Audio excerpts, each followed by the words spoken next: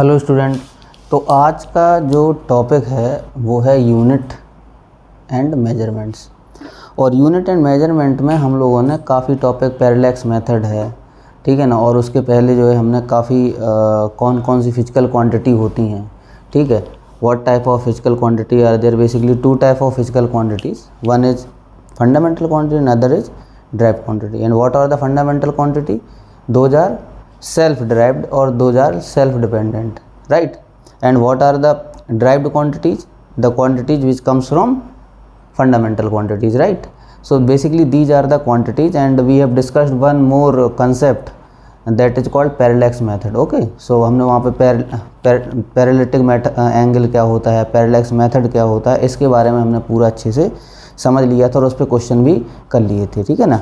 आज हम लोग डायमेंशन एनालिसिस करेंगे और उसके एप्लीकेशन भी क्या करेंगे, देखेंगे, ठीक है ना। तो सबसे पहले कुछ चीज़ें हम समझ लेते हैं जो बेसिक हैं, आपको पता भी होंगी थोड़ी बहुत चीज़ें, लेकिन जानिएगा। आज का पहले टॉपिक का नाम डालिएगा systems of unit. Systems of unit, systems of unit, ठीक है। और जिन्होंने बिल्कुल भी नहीं पढ़ा हुआ वो भी टेंशन ना लें, बिल्कुल मैं जीरो से पढ़ा के चल रहा हूँ, ठीक है ना। और जिन्होंने पढ़ रखा है वो आगे वीडियो निकाल के आगे का देख सकते हैं। देखिए सिस्टम्स ऑफ यूनिट में सबसे पहले जो सिस्टम होता है वो होता है CGS सिस्टम।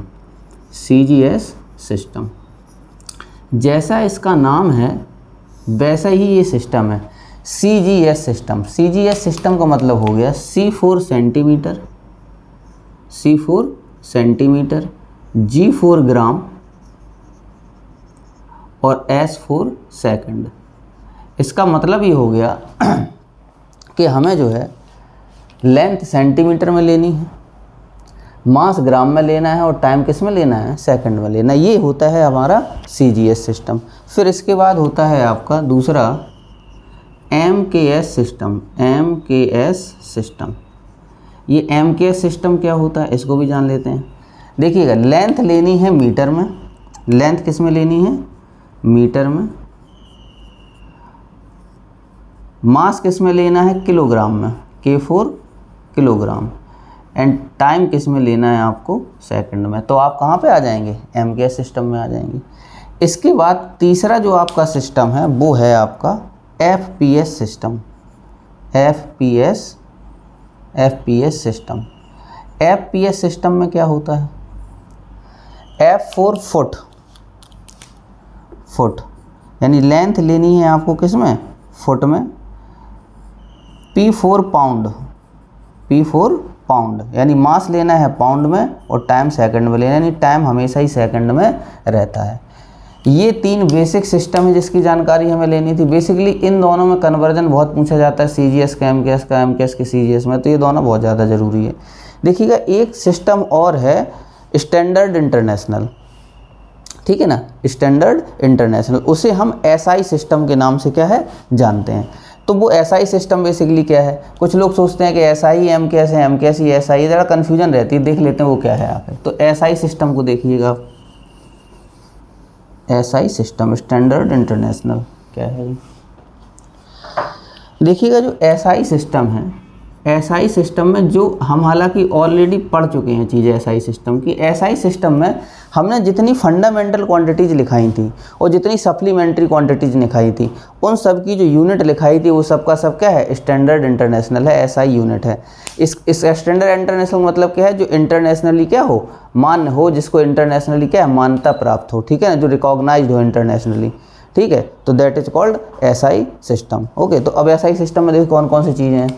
जैसे देखिएगा सबसे पहले SI सिस्टम में अगर बात करें मास, तो मास SI सिस्टम में kg में लिया जाता है, ठीक है। फिर बात करें अगर हम टाइम की, तो टाइम SI सिस्टम में सेकंड में लिया जाता है, ठीक है। फिर अगर हम बात करें लेंथ की, तो लेंथ SI सिस्टम में किस में, मीटर में ली जाती है, ठीक। फिर क्या हो जाएगा आपका इलेक्ट्रिक करंट, इलेक्ट्रिक करंट। तो इलेक्ट्रिक करंट किस में लिया जाता है, एम्पियर में। तो यहाँ भी किस में लोगे, एम्पियर में। तो SI सिस्टम में किस में आ जाएगा, एम्पियर में। फिर उसके बाद में luminous intensity, luminous intensity, luminous intensity किस में ली जाती है, आपको पता होगा, कैंडला, कैंडला, ठीक है, कैंडला में ली जाती है। फिर उसके बाद है टेम्परेचर, तो टेम्परेचर किस में लिया जाता है आपका, केल्विन में। टेम्परेचर किस में लिया जाएगा, केल्विन में। कितनी हो गई, 1 2 3 4 5 6, लास्ट कौन सा बचा, quantity of matter, quantity of matter. तो ये क्वांटिटी ऑफ जो मैटर है वो किस में लिया जाता है, ये लिया जाता है मोल में, ठीक है ना। और इसके बाद में ये तो 7 फंडामेंटल क्वांटिटीज़ थी, 1 2 3 4 5 6 7, ठीक है। उसके बाद में 2 हमने आपको जो है सप्लीमेंट्री क्वांटिटी बताई थी। उनको सप्लीमेंट्री क्यों कहा था, क्योंकि उनकी खुद की यूनिट नहीं होती है, ठीक है। लेकिन वो क्या किया हमने, उनका सिर्फ नाम रख दिया। जैसे एंगल आर्क अपॉन रेडियस होता है, तो आर्क की यूनिट भी मीटर और रेडियस की यूनिट भी मीटर, तो कट जाता है, तो उसका नाम फिर भी हमने रेडियस रख दिया। तो 2 सप्लीमेंट्री क्वांटिटी हैं, 2 कौन सी, एक है आपका प्लेन एंगल, ये भी आपका एसआई सिस्टम में आता है, प्लेन एंगल। प्लेन एंगल को एसआई सिस्टम में हम रेडियन कहते हैं, यानी इसकी यूनिट क्या है, रेडियन है। और दूसरा है सॉलिड एंगल, ठीक है ना। सॉलिड एंगल को हम एसआई सिस्टम में स्टेरेडियन की यूनिट से हम लेते हैं, ठीक है ना। इन सबको हमने लिखाया था वहाँ पे, ठीक है ना। और हालांकि इनके हमने सिंबल भी लिखा है, तो वो आप पिछले वाले उससे देख लीजिएगा। तो ये एसआई सिस्टम है। तो देखिएगा एसआई सिस्टम के अंदर एम के सिस्टम ऑलरेडी आ जाता है, मास किलोग्राम में, टाइम सेकंड में, लेंथ मीटर में, ठीक है ना। तो एसआई सिस्टम का सब पार्ट क्या हो जाता है, एम के सिस्टम। तो अगर एम के सिस्टम कह भी दिया जाए तो ये मत सोचा करो कि वो एसआई है, लेकिन हाँ एसआई के अंदर है वो, ठीक। तो ये हमने तीनों सिस्टम के बारे में जान लिया, क्या कौन कौन से 4 सिस्टम हो गए। एसआई सिस्टम, ठीक है, इस सिस्टम एसआई सिस्टम पे ही हम सारे क्वेश्चन करते हैं, जितना भी फिजिक्स में पढ़ते हैं सबको सब किस में करते हैं, हम एसआई सिस्टम में करते हैं बाय डिफ़ॉल्ट, ठीक है ना। ये सभी जगह क्या है, मानना है। बाकी हमने और सिस्टम भी पढ़ लिए। इसके बाद देखिएगा जो हमारा मेन डिस्कशन, ये तो सिस्टम हो गए सारे, ठीक है, ये आपको आने चाहिए। फिर इसके बाद जो मेन हमें आज डिस्कस करना है वो है डायमेंशन एनालिसिस। क्या है, डायमेंशन एनालिसिस। डायमेंशन एनालिसिस, देखिएगा ये क्या है, बहुत आसान टॉपिक है, ठीक है। डायमेंशन एनालिसिस में क्या है, सबसे पहले हमें देखो कहानी वहीं से शुरू होती है। सबसे पहले हमें क्या जानना है कि जो फंडामेंटल क्वांटिटी थी उनकी क्या डायमेंशन होती। अगर हमें फंडामेंटल यूनिट्स की डायमेंशन पता चल गई तो ड्राइव्ड यूनिट की अपने आप डायमेंशन हम पता कर लेंगे। तो सबसे पहले हम किसकी डायमेंशन लिखेंगे, फंडामेंटल यूनिट्स की। तो डायमेंशन ऑफ फंडामेंटल, मैं डी की पावर एन लिखता हूँ, इसका मतलब डायमेंशन होता है fundamental physical quantity, fundamental physical quantity, ठीक है। इनकी क्या डायमेंशन होती है, ठीक। तो देखिएगा सबसे पहला जो आपका था, फिर से मैं वही लिख रहा हूँ, सबसे पहले आता है आपका मास, ठीक है। मास के बाद लेंथ के बाद टाइम के बाद टेम्परेचर, ठीक है। टेम्परेचर के बाद में ल्यूमिनस इंटेंसिटी,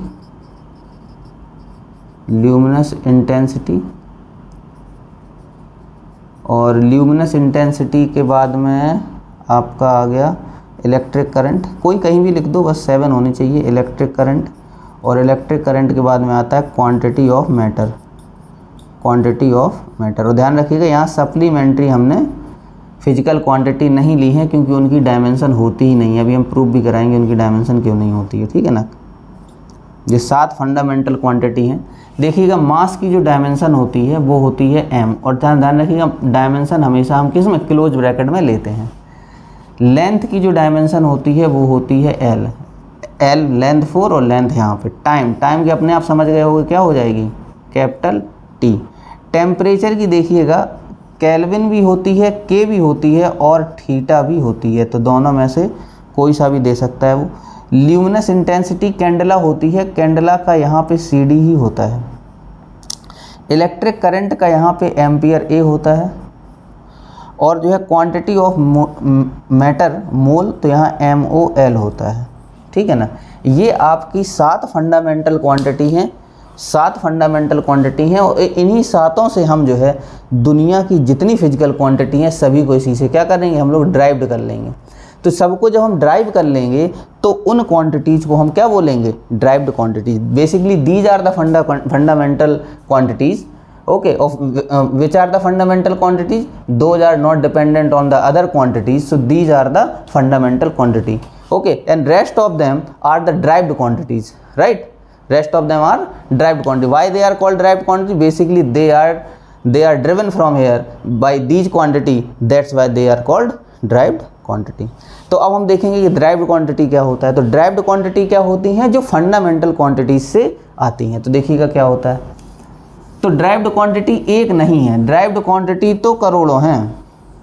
उनको जानने के लिए आप पूरी ज़िंदगी भर पढ़ते रहिए तब भी कम पड़ जाएंगी, इतनी क्वांटिटी हैं। ठीक है, तो हमें जितने हमारे सिलेबस में हैं हम उतनी पढ़ेंगे। ठीक है, और एक चीज़ आप और जान लीजिए कि अभी जो क्लास में पढ़ेंगे वो तो कम पढ़ेंगे, लेकिन जैसे जैसे 11th गुजरेगी, आगे चैप्टर आएंगे, तो सभी जगह कुछ ना कुछ क्वांटिटी आती रहेंगी। और अगर अभी आप याद करने की कोशिश करो तो रट्टा मारो, रट्टा मार नहीं पाओगे, बहुत फॉर्मूले हैं। तो हम क्या करेंगे, जैसे जैसे चैप्टर ख़त्म होंगे वैसे वैसे चीज़ें आएंगी। अब क्वेश्चन ये उठता है कि सर हमारे एग्जाम में क्या पूछा जाएगा। अभी अगर फर्स्ट चैप्टर का एग्जाम हुआ, ध्यान रखना फर्स्ट चैप्टर का एग्जाम हुआ तो उन्होंने खुद समझदार इतने हैं टीचर कि वो आपसे अगले चैप्टर्स की डायमेंशन क्यों पूछ लें। हाँ, जो आपने 9th 10th में पढ़ रखी उनमें से, जैसे मान लो ग्रेविटेशनल कांस्टेंट की पूछ सकते हैं, प्लैंक कांस्टेंट की पूछ सकते हैं, वो हम बता देंगे थोड़ी बहुत चीज़ें। ठीक है, लेकिन बाकी जितनी भी आपकी क्वांटिटीज़ हैं वो सब हम चैप्टर्स में देखते चले जाएंगे। बस यहाँ हम आप थोड़ा बता देंगे आपको। देखिएगा, derived dimension of derived quantities, derived physical quantity. ठीक है, ड्राइव्ड फिजिकल क्वांटिटी। तो जैसा नाम है बस वैसा ही हमें काम करना है। यहाँ क्या है, ड्राइव्ड। अब ड्राइव्ड में क्या होती है, those quantities comes from the fundamental quantities. ठीक है, basically they are dependent on the fundamental quantity. So why they are dependent, एक एग्जांपल देखिएगा। जैसे मान लीजिए एरिया है, तो एरिया का मुझे पता है आंसर, जो फॉर्मूला होता है वो लेंथ इनटू ब्रेड्थ होता है। अब अगर इसकी डायमेंशन की बात की जाए, किसकी बात करें हम, डायमेंशन की, तो लेंथ की डायमेंशन l और ब्रेड्थ की भी डायमेंशन क्या हो गई, l। तो l इंटू एल, तो आंसर क्या आ जाएगा, l स्क्वायर। ठीक है, तो जो एरिया की डायमेंशन होती है वो क्या हो जाएगी, l स्क्वायर हो जाएगी। अब जैसे मान लीजिए वॉल्यूम, तो वॉल्यूम होता है length into width into height. और एक चीज़ और मैं बता दूं, यहाँ पे क्लियर कर दे रहा हूँ थोड़ा सा, पहले इसको हम निकाल लेते हैं, l और l, तो ये क्या हो जाएगा, l3। ध्यान रखिएगा, डायमेंशन का एक फ़ायदा है। क्या फ़ायदा है, जैसे मान लो हमने लिखा यहाँ एरिया, तो दुनिया के जितने एरिया हैं, surface area, circular area, plain area, जितने दुनिया जहान के एरिया हैं सबकी डायमेंशन l स्क्वायर होगी। अगर मैंने यहाँ वॉल्यूम लिख दिया तो दुनिया जहान के जितने वॉल्यूम हैं सबकी डायमेंशन क्या होगी, l की होगी। यानी कि जिस क्वांटिटी की हम डायमेंशन लिख रहे हैं, अगर वो क्वांटिटी कहीं भी होगी उसकी डायमेंशन हमेशा क्या रहेगी, सेम रहेगी। तो टेंशन नहीं लेनी। और इसका बहुत बड़ा फ़ायदा है आगे चल के जब हम चेक करेंगे फॉर्मूलों को, ठीक है ना, तो वो सब हमें यहाँ पे क्या आने वाला है, उसका फ़ायदा मिलेगा। अब देखिएगा, जैसे मान लो हमने कहा डेंसिटी, तो हमने पढ़ा है बचपन में डेंसिटी क्या होता है। वीडियो पॉज करके निकालने की कोशिश करिए डेंसिटी क्या होती है। तो जो हमने डेंसिटी पढ़ा है वो मास अपॉन वॉल्यूम पढ़ा है। अब देखिएगा, मास की डायमेंशन क्या होती है, m, वॉल्यूम की डायमेंशन क्या है, l3। तो इसकी फाइनल डायमेंशन क्या निकल के आ जाएगी, m, तो एज इट इज l3 जब ऊपर जाएगा l-3, so that is ml-3 basically, right. Now area, volume, density, ऐसी बहुत सारी डायमेंशन। अब जैसे मान लो आपसे कहते हैं हम, सर वेलोसिटी, आप बताइए वेलोसिटी की डायमेंशन क्या होती है। अब कोई पूछ लेगा नहीं सर आप डिस्प्लेसमेंट बताओ क्या होता है। तो यहाँ समझिएगा, डिस्प्लेसमेंट बेसिकली अगर इसकी डायमेंशन की बात करी जाए तो सीधा लिखिएगा l। ठीक है, डायमेंशन का यहाँ पे डायरेक्शन से कोई लेना देना नहीं होता है। डिस्प्लेसमेंट एक तरह की क्या है, एक यूनिट है, लेंथ है, तो हम क्या लिख देंगे, l लिख देंगे। अगर आपसे कहा जाए सर वेलोसिटी की बताओ, तो ध्यान रखिएगा वेलोसिटी डिस्प्लेसमेंट अपॉन टाइम होता है। और डिस्प्लेसमेंट क्या होता है, l, टाइम क्या हो गया, नीचे आएगा t, तो l अपॉन टी, ये क्या हो जाएगा, l अपॉन टी, तो आंसर आ जाएगा LT-1। बहुत आसान है। अब देखिएगा, और आप लोगों ने पढ़ा होगा एक्सीलरेशन, तो एक्सीलरेशन क्या होता है, वेलोसिटी अपॉन टाइम। तो देखिएगा, वेलोसिटी की डायमेंशन क्या हो गई, LT-1, और टाइम की डायमेंशन क्या हो गई, t। तो आपका ओवरऑल कितना आ जाएगा, LT-1 ये, और एक 1 और ऊपर चला गया माइनस का, तो -1 ये, तो फाइनल आंसर क्या आ गया, LT माइनस 2। ठीक है, तो हमारा एक्सीलरेशन क्या निकल के आ गया, LT माइनस 2। और देखिएगा ज़रा, जैसे मान लो आपका है मोमेंटम, तो मोमेंटम क्या होता है, P equal to mv, formula पढ़ा होगा, मास इनटू वेलोसिटी। तो मास तो क्या हो गया, m हो गया, और वेलोसिटी क्या हो गई, LT माइनस 1। तो मतलब फटाफट डालते चले। लेकिन ये सभी क्या हैं, ड्राइव्ड फिजिकल क्वांटिटी हैं। क्यों है ड्राइव्ड फिजिकल क्वांटिटी, क्योंकि ये फंडामेंटल क्वांटिटी की हेल्प से आ रहे हैं। देखिए MLT सब जगह लिखा होगा। ठीक है, यानी वो जो 7 फंडामेंटल क्वांटिटी थी उनसे बाहर जाने की इनकी हिम्मत नहीं है। ठीक है ना, they all come from there, right.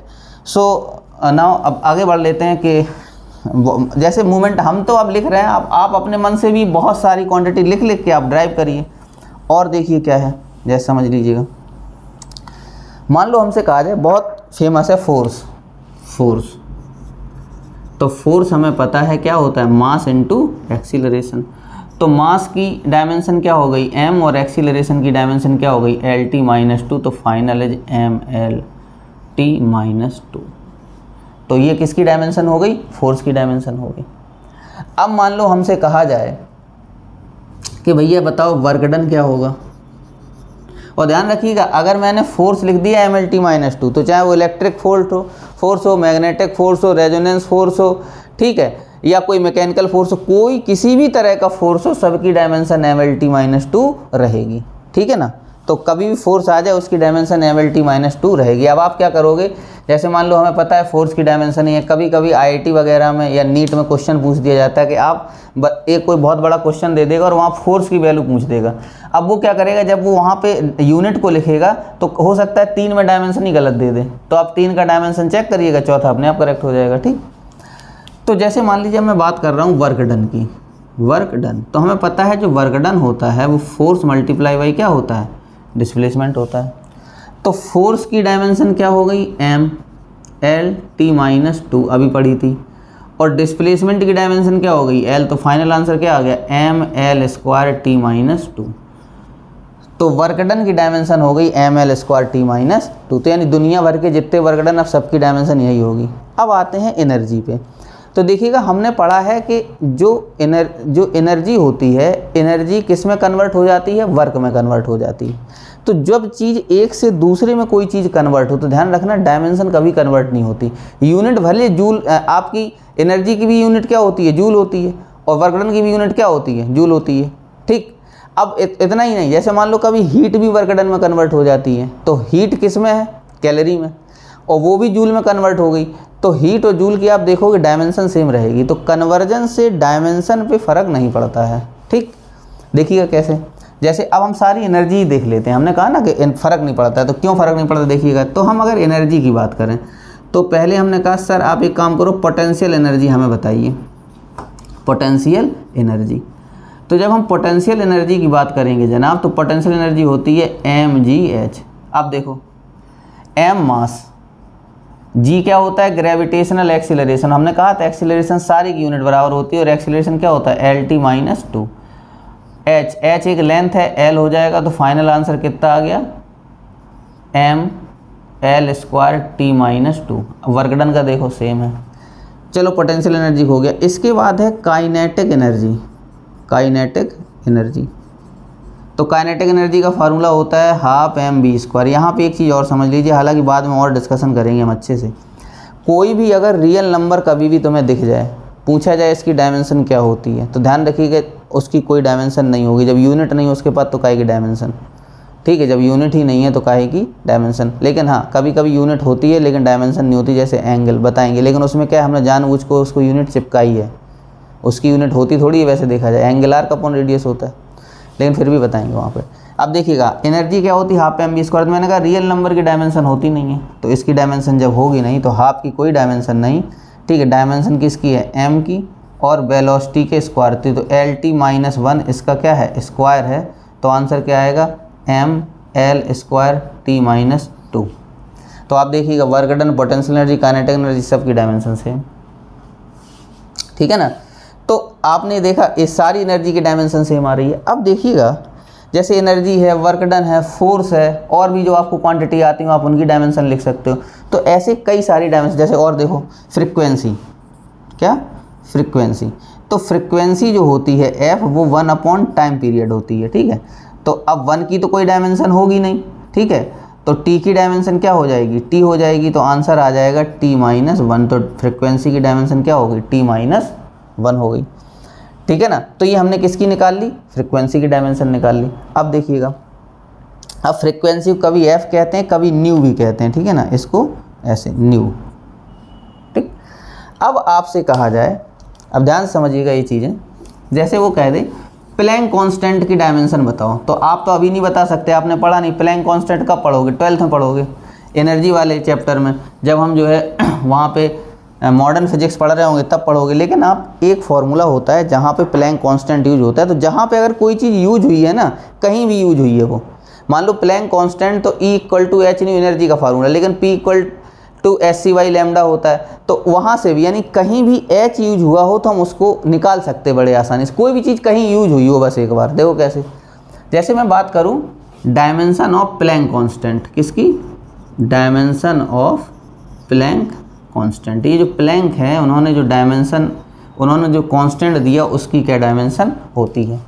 तो देखो सबसे पहले हम क्या करेंगे, हम ये सोचेंगे प्लैंक कांस्टेंट आता कहाँ है। तो 11th ग्रेड में तो आप पता कर नहीं पाओगे, लेकिन मैं बता रहा हूँ उसे थोड़ा सीख लो, बाकी आगे चल के बहुत सारी डायमेंशन आने वाली हैं, ठीक है, तो वहाँ हम डिस्कस करेंगे। तो देखिएगा प्लैंक, अगर हम बात करें तो energy E equal to h nu होता है, क्या होता है, E equal to h nu होता है। यहाँ पे जो H है ये है प्लैंक कांस्टेंट, और न्यू क्या है, फ्रीक्वेंसी अभी बताया था, और E क्या है, एनर्जी, ठीक। तो H इक्वल टू क्या हो जाएगा, ई वाई न्यू, जिसको निकालना है उसको हमें क्या ले आए, लेफ्ट हैंड साइड ले आए। अब आ जाओ डायमेंशन ऑफ H, H की क्या डायमेंशन होगी, तो E फॉर एनर्जी, एनर्जी की अभी पढ़ी थी, क्या होती डायमेंशन, ml² t माइनस 2, और फ्रीक्वेंसी की डायमेंशन क्या होती है, t माइनस 1। तो जब ये ऊपर चला जाएगा तो क्या हो जाएगा, ml² t माइनस 2 प्लस 1, तो आंसर आएगा ml² t माइनस 1। तो ये किसकी डायमेंशन होगी, डायमेंशन ऑफ H हो गई। यानी ये कितनी अच्छी चीज़ है कि अगर कोई चीज़ बस कहीं यूज हो जाए एक बार, हम उसकी डायमेंशन फट से निकाल लेंगे। तो ऐसे तो आप बहुत सारी डायमेंशन निकाल सकते हो, कैसे, ये तो होगी डायमेंशन ऑफ प्लैंक कांस्टेंट। अब मान लो आपको कहा जाए dimension of universal gravitational constant, capital G, उसकी कैसे निकालते हैं देखिएगा, dimension of capital G universal gravitational constant, उसको भी समझते हैं जरा। डायमेंशन ऑफ कैपिटल G देखिएगा। अब what is the formula for G, अब मुद्दा है कि G कहीं भी यूज हुआ हो, तो देखिएगा फोर्स इक्वल टू, हमने पढ़ा था 9th ग्रेड में कि Gm1 mass of one planet, mass of another planet divided by r², ठीक है, mass of one body, mass of second body divide by r², ये होता है। अब हमें चाहिए G, तो आप क्या करोगे, वीडियो पॉज करिए और निकालने की कोशिश करिए। हमने कहा जिसको निकालना होता है उसे एक तरफ रखना होता है, बाकी को दूसरे साइड। तो हमें G का निकालना है, तो हम क्या करेंगे, F के नीचे 1 मानेंगे, क्रॉस मल्टीप्लाई करेंगे, तो हम देखेंगे कि Gm1 m2 इक्वल टू आ जाएगा FR²। तो जो G होगा वो हो जाएगा FR² divided by m1 into m2, ठीक है। तो डायमेंशन ऑफ G, ठीक है ना, डायमेंशन ऑफ G। तो फोर्स की डायमेंशन क्या हो जाएगी, फोर्स की dimension mlt minus 2, mlt minus 2। जिसको नहीं याद है वो डायरेक्ट भी आंख बंद करके सोचे, फोर्स होता है मास इंटू एक्सीलरेशन, r² यानी l², 2 बार मास लिखा हुआ यानी मास इंटू मास मतलब मास स्क्वायर। अब देखिए जब ये मास स्क्वायर ऊपर जाएगा, ये पावर 1 है, ये पावर 2 है, तो मास की पावर कितनी हो जाएगी, -1। l पावर 1 है, l पावर 2 है, तो कितनी हो जाएगी, l3, और ये हो जाएगा t माइनस 2। तो ये तुम्हारी डायमेंशन ऑफ G निकल के आ गई, डायमेंशन ऑफ G। तो how will you find the dimension of G basically, so first of all we start from the formula F equal to Gm1 m2 r², then we have to take G on one side and rest of the variable on other side, right? So now when we will take the dimension of both the sides, so what is the dimension of G basically, so we will put all the dimension of all the variables. So force की dimension आपकी ये हो गई, are की ये और m1 m2 की ये। तो आप फाइनली जो है इसका आंसर बड़े आसानी से निकाल ले जाओगे। तो एक केवल यही नहीं है ग्रेविटेशनल जी निकाल लिया, हमसे कहा जाए कि परमिटिविटी ऑफ फ्री स्पेस निकालो, ठीक है, एप्सिलॉन नॉट की वैल्यू। तो वो 12th ग्रेड में फार्मूला है F = 1/4 pi epsilon naught Q1 Q2 r square. तो जैसे फार्मूला होगा हम उस फार्मूले से निकाल लेंगे, लेकिन आपको फ़िलहाल में इतनी ज़्यादा डायमेंशन अभी नहीं पूछी जाएंगी क्योंकि बहुत फार्मूले हैं और ये एग्ज़ाम सेटर को पता है कि भाई जो चीज़ हमें 12th में पढ़ेंगे वो बच्चे को अभी फार्मूला कैसे याद होगा, ठीक है। और अगर मान लो कोई टीचर अगर उसमें डाल दे रहा है कि इसकी डायमेंशन बताओ, वो गलती इसलिए कर रहा है क्योंकि वो रटवाना चाहता है फिजिक्स। अब भाई 12th ग्रेड का फार्मूला 11th में तुम्हें कैसे पता चलेगा, ठीक है। तो जितना हमने अभी तक पढ़ा है केवल उतना, ठीक है ना। अगर मान लो पेपर आपका लास्ट में बनता है 11th के लास्ट में, तो फिर पेपर सेटर को पूरा अधिकार है कि कोई सी भी डायमेंशन आपसे क्या करे, पूछ ले, ठीक है। ऐसी बहुत सारी, जैसे आपने पढ़ा होगा 9th 10th में लेटेंट हीट। तो what is the dimension of latent heat, देखिएगा डायमेंशन ऑफ लेटेंट, अभी वो पूछ सकता है, क्यों, क्योंकि आपने 9th में फार्मूला पढ़ा है। तो जो फार्मूले आपने पढ़े हैं उनकी डायमेंशन पूछने का हकदार है, ठीक है ना। और जो फार्मूले आपने नहीं पढ़े हैं वो नहीं पूछ सकता वो, ठीक है ना। जो 12th में यूज होने हैं फिर वो वहीं पूछेंगे, ठीक है। तब मान लो कहा जाए डायमेंशन ऑफ लेटेंट हीट, चलो एक याद आ गया मुझे, देखिएगा डायमेंशन ऑफ लेटेंट हीट।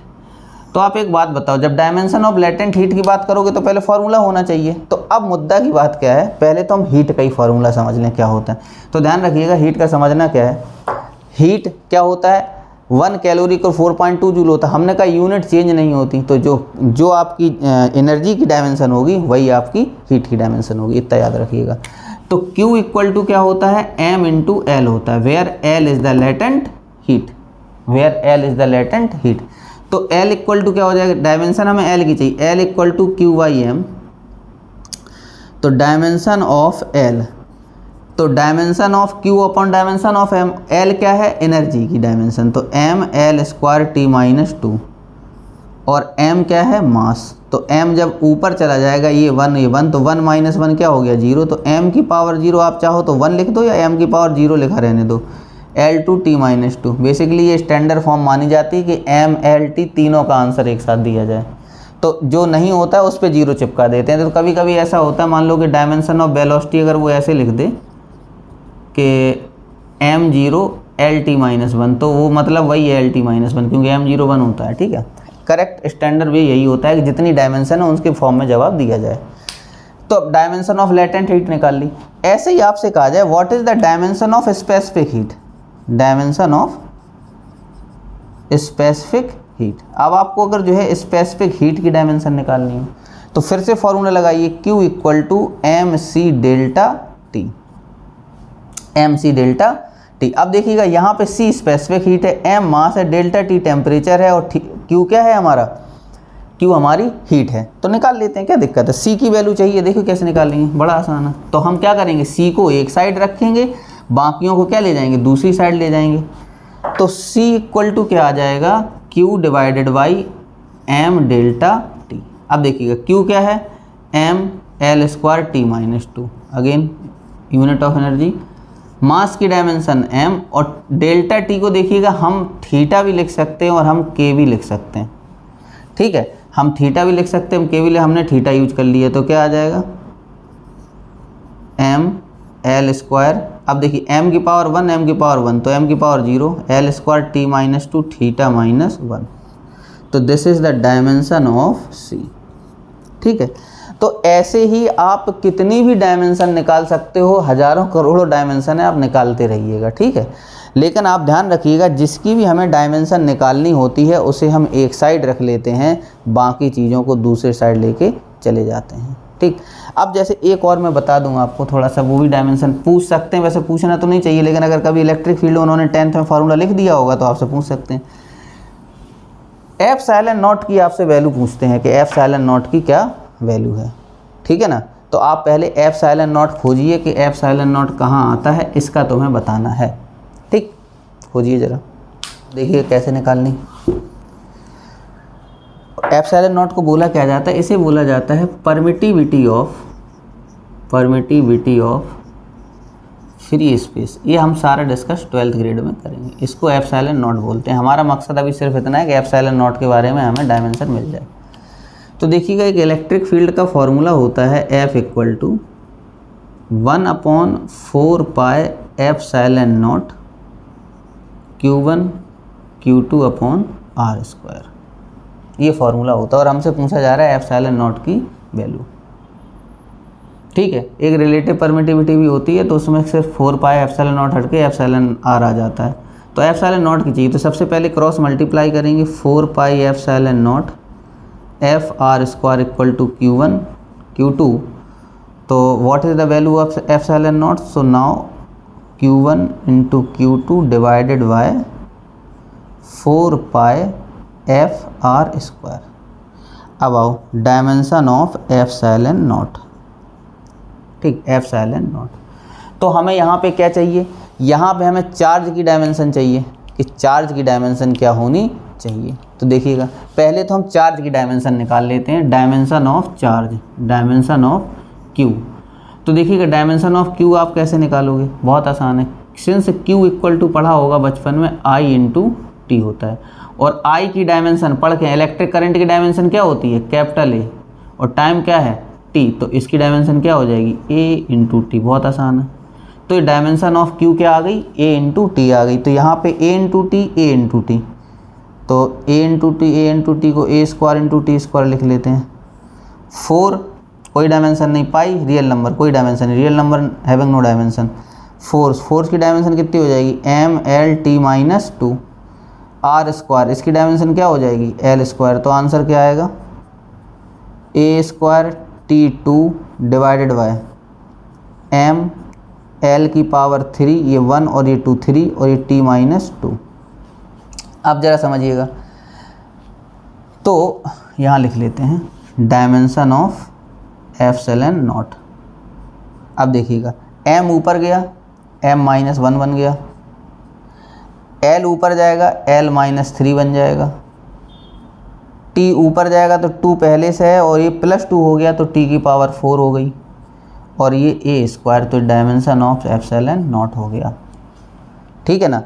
ऐसे ही आप बहुत सारे, मान लो इलेक्ट्रिक पोटेंशियल की आपसे कोई पूछ ले कि डायमेंशन क्या होती है, इलेक्ट्रिक पोटेंशियल की डायमेंशन बताओ, तो V equal to W upon Q होता है। W की डायमेंशन और Q की डायमेंशन, ठीक है। W ml square T minus 2, Q क्या होता है? A इंटू टी, ऊपर चला जाएगा, A की पावर माइनस 1, T की पावर माइनस 1 और लग जाए। तो मतलब जितनी भी फिजिकल क्वांटिटी हैं हम सबकी डायमेंशन निकाल सकते हैं। अब आप सबकी डायमेंशन निकालिए, अगर कहीं किसी भी डायमेंशन में आपको निकालने में प्रॉब्लम आती है तो हमसे आप पूछ सकते हो, ठीक है ना। तो हमारा नंबर देखिएगा वहाँ स्क्रीन पे चल रहा होगा, आप उस पर हमें कॉल करिए, व्हाट्सएप करिए, जो मर्जी है करिए, लेकिन आप हमसे डाउट पूछिए, ठीक है। डाउट फ्री ऑफ कॉस्ट है, कोई इसका चार्ज वार्ज नहीं रहेगा आपका, ठीक है, कहीं से कहीं तक। आगे बात समझ। Thank you. हम क्लास यहीं तक रखते हैं, अगली क्लास में जो है इसके एप्लीकेशन क्या करेंगे, डिस्कस करेंगे। Thank you.